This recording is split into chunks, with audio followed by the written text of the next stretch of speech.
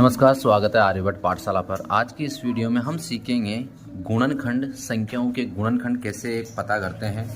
तो सबसे पहले हम गुणनखंड के बारे में जान लेते हैं कि जैसे हमारे पास में संख्या दी गई है 1, 2, 5, 6, 8, ये संख्या है। इनके हम गुणनखंड ज्ञात करेंगे। तो सबसे पहले 1 के गुणनखंड हम निकालते हैं। तो 1 में किस किस संख्या का भाग जाता है वो 1 के गुणनखंड होंगे। तो 1 में केवल किसका भाग जाता है? 1 का भाग जाता है। तो 1 का गुणनखंड क्या हो गया? 1। उसके बाद में हम 2 के गुणनखंड निकालेंगे।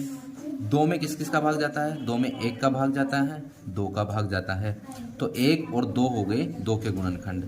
5 के गुणनखंड क्या होंगे? 5 में 1 का भाग जाता है और 5 का भाग जाता है। तो 5 के गुणनखंड हो गए 1 और 5।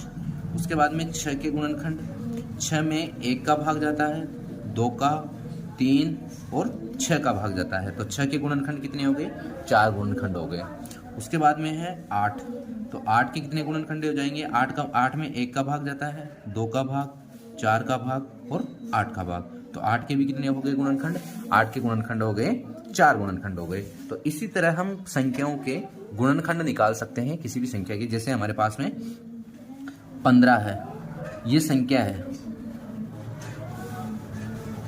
और यहां पर हम इसके गुणनखंड लिखेंगे, गुणा के रूप में खंडित करना। ठीक है।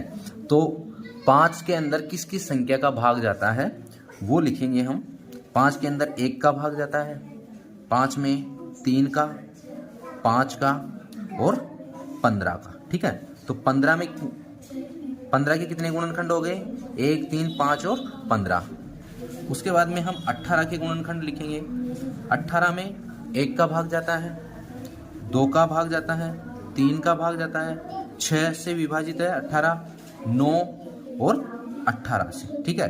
तो 18 के कितने गुणनखंड हो गए? 3 और 3 6। तो 6 गुणनखंड हो गए। उसी तरह हम 24 के गुणनखंड भी लिख लेंगे। 24 किस किस संख्या से विभाजित है? 1 से, 2 से, 3 से, 4 से, उसके बाद में 6 से, 8 से, उसके बाद में है 12 से और फिर है 24 से। तो 24 के कितने गुणनखंड हो गए? 3, 3, 6 और 2, 8। ये है 24 के गुणनखंड। इसी तरह संख्या ले लेते हैं हम 25। 25 किस किस संख्या से विभाजित है वो 25 के गुणनखंड हो जाएंगे। 25 है 1 से, 5 से और 25 से।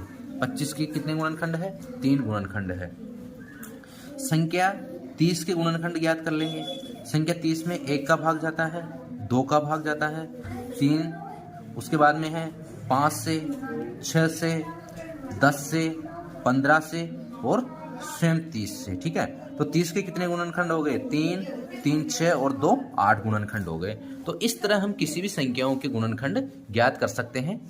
अगर वीडियो पसंद आए तो लाइक कीजिए और सब्सक्राइब कीजिए आर्यभट्ट पाठशाला को ऐसे और वीडियो देखने के लिए। Thank you.